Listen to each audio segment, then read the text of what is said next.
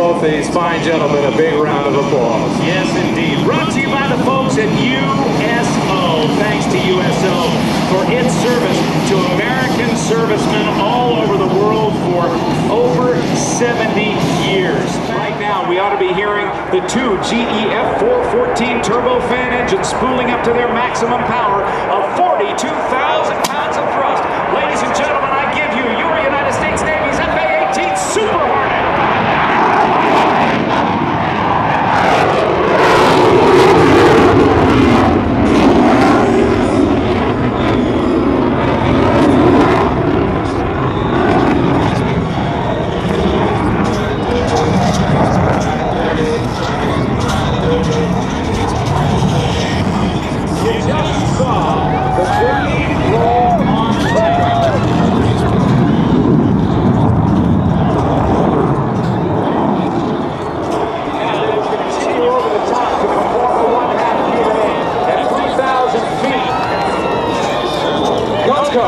Will throw the stick over and put the aircraft into the upright position.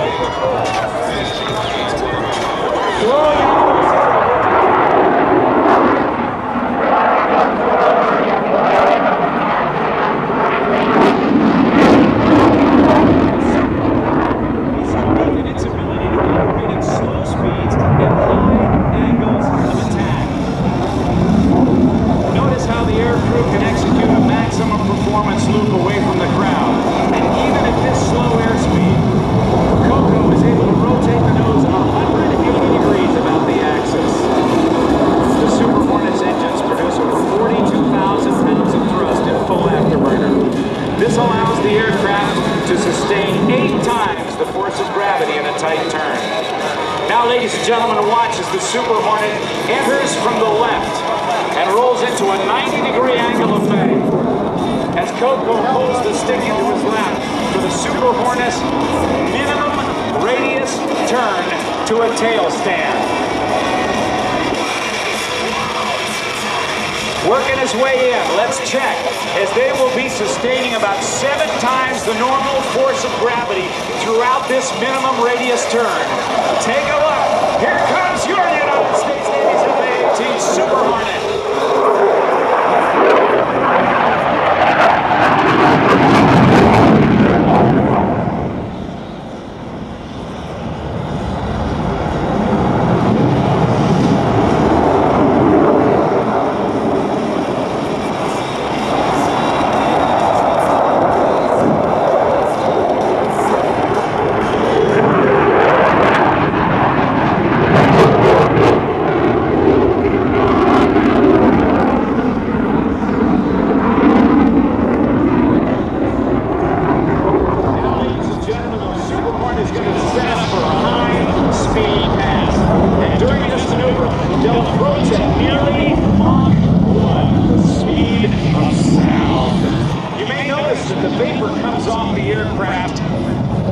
As it comes by, you might see some of that vapor indicating that it is very close to the speed of sound. Coco and Atoll will be very close not to exceed the speed of sound, as it would break all the windows of cars and buildings in the surrounding area. This is only half the top speed of the F-18F Super Hornet. As they pass Show Center, they'll quickly pull into the vertical.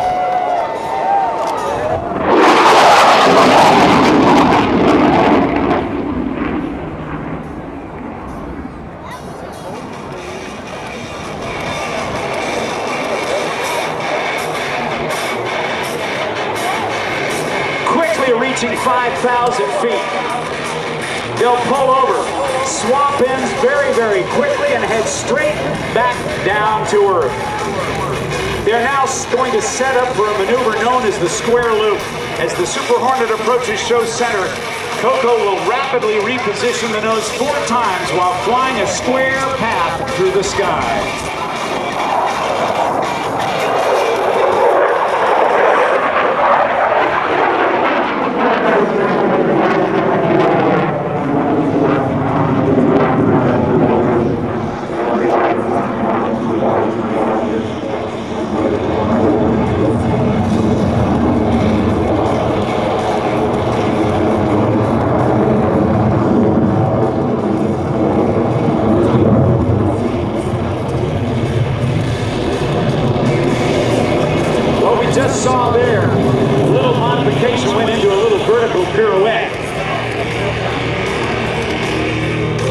Now they'll set up for that square loop. The A-18F Super Hornet is a new stay for the United States Navy. First flown in 1995, as I believe. The Super Hornet is larger, has more advanced avionics, a heck of a radar, and has more powerful engines, giving it 42,000 pounds of thrust instead of 32,000 pounds of thrust. A lot more gas involved in it. Now, here comes the square loop. Watch.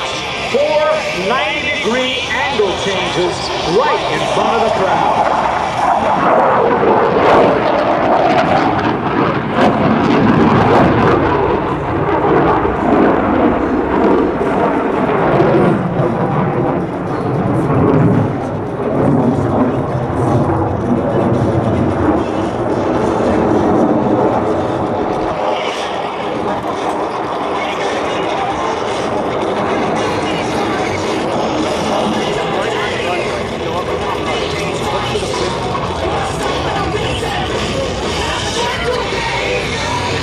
Just talking to Cobb, Lieutenant George Zindak, and saying we're getting good vapors off. We're getting good vapors off the airplane today. Ladies and gentlemen, here you have the Super Hornet square loop.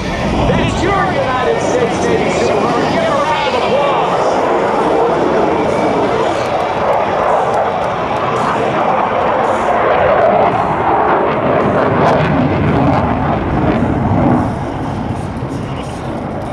There's the load and roll.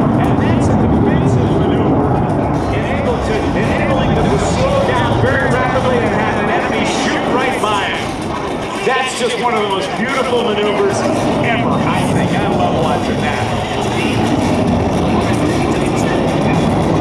Now, let's fade the music down and out as we set up for what is called the inverted whisper pass.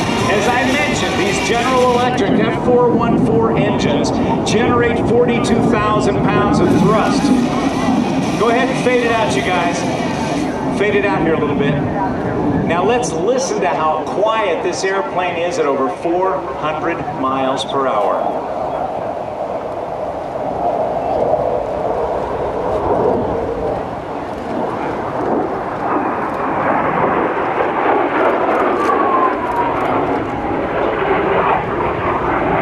Now they're going to set up for what is known as the high alpha pass. Let me explain a little bit about alpha.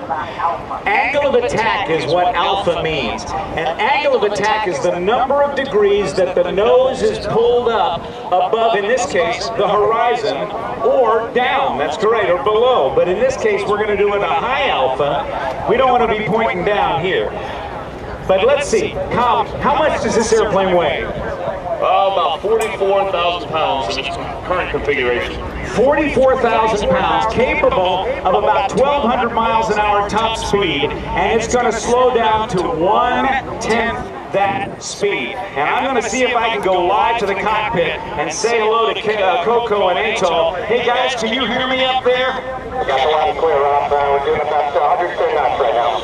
110 knots, that's 1/10 of the speed of the aircraft, or top speed of the aircraft.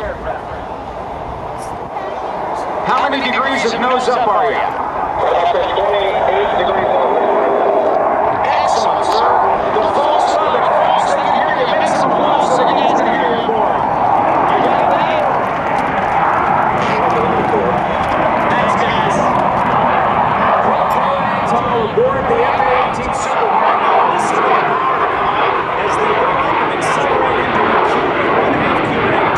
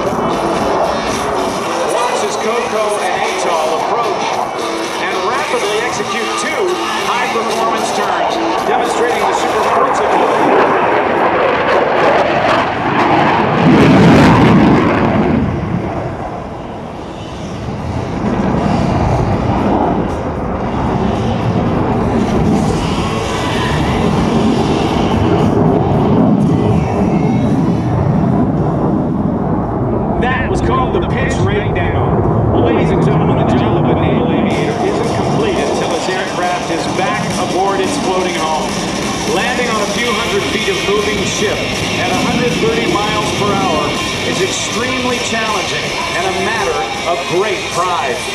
From the left, ladies and gentlemen, we're going to see the carrier brake. What they do when they're in operations aboard ship, quickly working to get back in line, to get in line for a very, very quick landing on the carrier.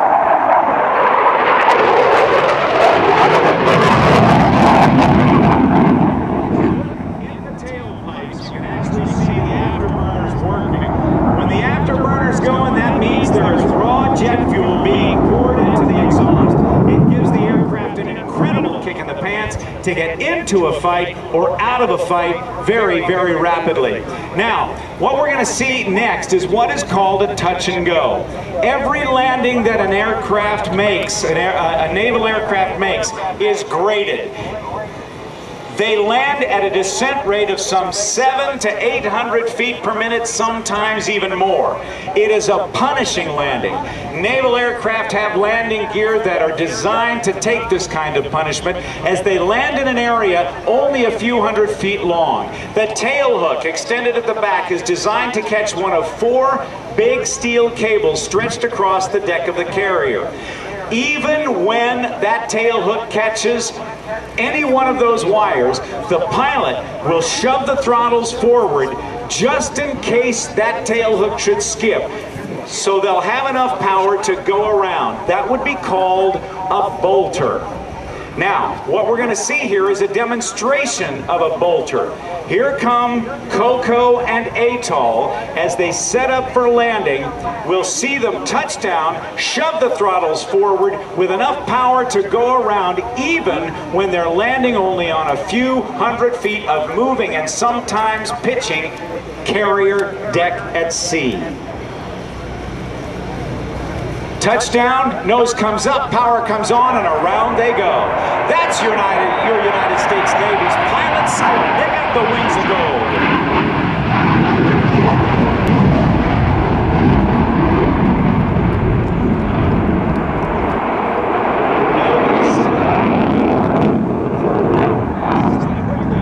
Roll 270 degrees to the left, stop the roll, and end up with a right turn. Very confusing for the enemy. Looks like they're going to turn left, but they end up turning up right. This is your chance to get a great picture of the F-A-18F Super Hornet from VFA 106, the Gladiators, at Naval Air Station Oceana in Virginia Beach, Virginia. The Super Hornet that you see here today is one actually used to train pilots and weapons systems officers at Strike Fighter Squadron 106.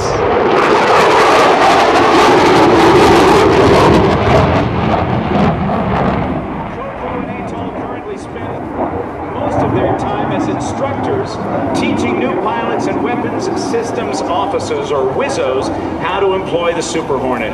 Currently there are 15 operational Super Hornet squadrons in the Navy, and their aircraft have served in Afghanistan and Iraq. Ladies and gentlemen, it takes many dedicated, talented young men and women to maintain, fix, and fly these machines. Please join Coco and Atoll in acknowledging the maintenance crew that supported them here for this great Super Hornet demonstration. They are AM1 Michael Hallett from Rochester, New York, AME2 Randall Cooper from Midland, Texas.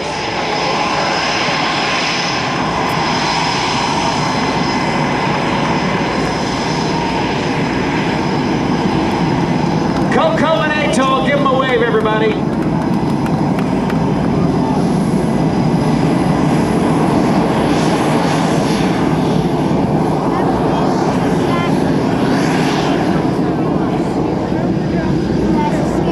Now is